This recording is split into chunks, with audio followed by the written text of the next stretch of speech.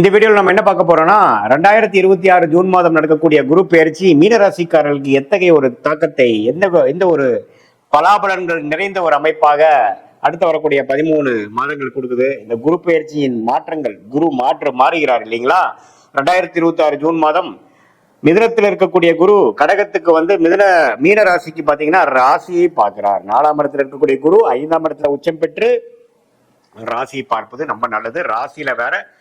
ஜென்ம சனி போய்கொண்டிருக்கிறது மீனராசிக்கு. இது ஒரு அருமையான பலனா இல்லையாங்கிறது துல்லியமாக சயின்டிபிக் வேதிக் அஸ்ட்ராலஜி முறையில எதையும் மிகைப்படுத்தாமல் உள்ளது உள்ளவாறு ராசிக்கு ஒரு கிரகமும் இது மாதிரி அமைப்புல இது மாதிரி டிகிரியில் இருக்கும் பொழுது எத்தகைய ஒரு தாக்கத்தை, எந்த மாதிரி ஒரு கர்ம வினையை அந்த ராசிக்காரனுக்கு கொடுக்க போகிறது, எது மாதிரி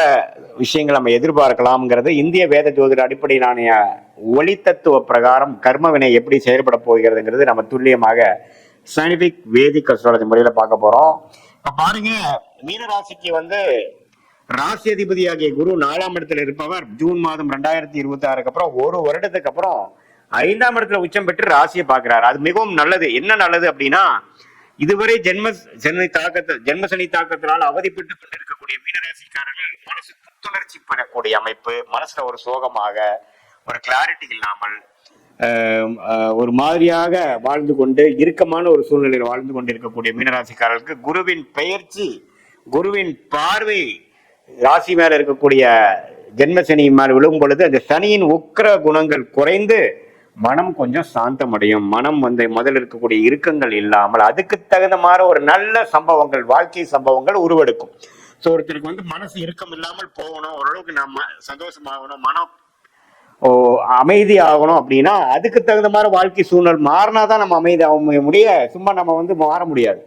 ஸோ அப்படின்னா என்ன அர்த்தம்னா, சில விஷயங்கள் நல்லது நடக்க போகிறது, சிலது உங்களுக்கு பிடித்தமான சில விஷயங்கள் நடக்க போகிறது. 5ஆம் இடங்கிறது பார்த்தீங்கன்னா நமக்கு பிடிச்சமான காதல் விஷயங்கள், நமக்கு என்ன விஷயங்கள் நம்ம பிடிக்குமோ, ஸ்போர்ட்ஸா இருக்கட்டும், ஹாபியா இருக்கட்டும், நமக்கு பிடிக்கக்கூடிய விஷயங்கள்ல வந்து நல்ல ஒரு பலன் கொடுத்து நமக்கு அதுல போய் ஈடுபடுற மாதிரி ஒரு நல்ல வாய்ப்பை கொடுத்து அது மூலமாக மன உற்சாகத்தை கொடுத்து வாழ்க்கை கொஞ்சம் சுவாரஸ்யமாக போகக்கூடிய அமைப்பு. இந்த மாதிரி ஜென்ம சனி தாக்கத்துல அவதிப்பட்டு கூடி இருக்கிறவங்களுக்கு பாலைவனத்தில் ஒரு சோலைவனம்ங்கிற மாதிரி ஒரு நல்ல டைம் கொடுக்கக்கூடிய அமைப்பு இருக்கு. அதே சமயத்துல நவம்பர், டிசம்பர், ஜனவரியில குரு 3ஆம் இடத்துக்கு போகும்பொழுது நிறைய சுப விரயங்கள், நிறைய டிராவலிங்கள், பணப்புழக்காட்டங்கள், அது எல்லாமே கொடுக்கக்கூடிய அமைப்புகள் இருக்கு. ஸோ எப்படி பார்த்தாலும் ஜென்மசனியால் பாதிக்கப்பட்டு கொண்டு இருக்கக்கூடிய மீனராசிக்காரர்களுக்கு இந்த குருவின் பயிற்சி நல்ல ஒரு பயிற்சியாகவும், மன உற்சாகம் அடையக்கூடிய பயிற்சியாகவும், மன இறுக்கங்கள் குறையிற மாதிரியும், மன சோர்வுகள் குறையிற மாதிரியும், வாழ்க்கையில கொஞ்சம் புது ரிலேஷன்ஷிப், உறவுகள், சில விஷயங்கள் நமக்கு பிடித்த மாதிரி அமைந்து இதுவரை நமக்கு ஒரு மாதிரியான ஆஸ்டைலாக நமக்கு பிடிக்காத மாதிரி, நமக்கு ஒரு சோம்பேறித்தனத்தையும் ஒரு மோட்டிவேஷனும் கொடுக்காத மாதிரி ஒரு இக்கட்டான ஒரு சூழ்நிலை கொடுத்து கொண்டு இருக்கக்கூடிய அந்த வாழ்க்கை சூழல் மாறி வாழ்க்கை ஒரு உயர்வை நோக்கி போகக்கூடிய அமைப்பு, ஒரு கடுமையா உழைத்து ஜெயிக்கணுங்கிற ஒரு வைராகியத்தை கொடுக்கக்கூடிய அமைப்பு, பிடித்த விஷயத்தை செய்யக்கூடிய வாய்ப்பு, இது எல்லாமே கொடுக்கக்கூடிய அமைப்பாக உச்ச குருவாக 5ஆம் இடத்துல வந்து வருகிறார். சில பேர்த்துக்கு திருமணமாகி பல வருடமாக குழந்தை இல்லாதவங்களுக்கு குழந்தை செல்வம் வரக்கூடிய அமைப்புகள் மீனராசிக்காரர்களுக்கு உண்டு. அதே மாதிரி காதல் கைகூடுற விஷயங்கள், இடம் மாற்றங்கள், நம்மளுடைய பிடித்தமான ஒரு ஜாப், நமக்கு எது மாதிரி ஒரு ஜாப் பிடிக்குமோ அந்த ஜாபே கிடைக்கிறது, நம்ம வாழ்க்கையில வந்து கொஞ்சம் சுவாரஸ்யம் ஆகிறது, உறவுகளா இருந்தாலும் சரி, பண விஷயங்களா இருந்தாலும் சரி, வண்டி வாகனம், எல்லாத்துலயுமே ஓரளவுக்கு திருப்தியான ஒரு அமைப்பு கிடைக்கக்கூடிய அமைப்பை கொடுக்க வல்லதாக இந்த 4ஆம் இடத்து குரு 5ஆம் இடத்துக்கு வரும் பொழுது 11ஆம் இடம் என்று சொல்லப்படுகிற லாப பூர்த்தி ஸ்தானத்தை பார்க்கும் பொழுது மனசு உற்சாகம் அடைஞ்சு சுப விஷயங்கள், தடைகள் நீங்கி சுப விஷயங்கள் நடந்து சோசியல் கேதரிங், அது மாதிரி விஷயங்கள் மூலமாக மனசு சந்தோஷம் அடைய, சொசைட்டில ஒரு நல்ல ரெகக்னிஷன், ஸ்டாண்டிங் கிடைக்கக்கூடிய மன உற்சாகம், சாட்டிஸ்பாக்சன் கிடைக்கக்கூடிய அமைப்புகள் உண்டு. இது பொதுவான பலனை தவிர உங்களுடைய ஜென்ம ஜாதகத்துல நீங்க எந்த லக்னத்துல பிறந்தீங்க, பிறந்த தேதி, பிறந்த நேரம், பிறந்த உரை வைத்து உங்களுடைய திருக்கணித பஞ்சாகத்துல ஒரு ஜாதகத்தை போட்டு அதுல இருக்கக்கூடிய நிறைவு சுழிவுகள் என்ன தசாபுக்திகள் போய் கொண்டிருக்கிறது, நீங்க மீன ராசியில் என்ன நட்சத்திரத்துல பிறந்தீங்க, ரேவதியா அல்லது உத்திரட்டாதி நட்சத்திரமா அல்லது புரட்டாதி நட்சத்திரமா, எந்த நட்சத்திரம் பிறந்தீங்கிறதெல்லாம் ஒருங்கிணைத்து பார்த்து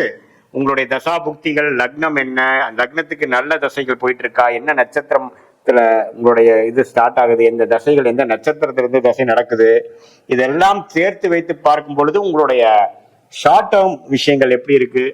லாங் டேர்ம் விஷயங்கள் எப்படி இருக்குது, எது மாதிரி விஷயத்தை நாம எதிர்பார்க்கலாம், எதிர்மாற விஷயத்தை நாம் எதிர்பார்க்க வேண்டாம். நம்மளுடைய வாழ்க்கை எதிர்மாற திருப்பங்கள் நிறைந்ததாக அடுத்து வரக்கூடிய ஷார்ட் டேர்மாக 6 மாதம், 1 வருடம், 2 வருடத்தை நம்ம எதிர்பார்க்கலாம்ங்கிறது உங்களுடைய தசாபுக்திகளையும் சேர்த்து இது சொன்ன கோச்சார குரு பயிற்சி பலன்களையும் சேர்த்து வைத்து பார்க்கும் பொழுது நமக்கு சயின்டிபிக் வேதிக் அஸ்ட்ராலஜி முறையில துல்லியமான பலன்கள் எது நடக்கும், எது நடக்காது, எது மாதிரி நேரத்தில் எது செய்வது நல்லது, எது கண்டிப்பாக நமக்கு எந்த பிராப்தங்கள் நமக்கு இருக்கிறது, எது மாதிரி விஷயங்கள் நமக்கு அப்படி இல்லை, எதை நோக்கி நம்ம போகலாம், வெளிநாடா உள்நாடா,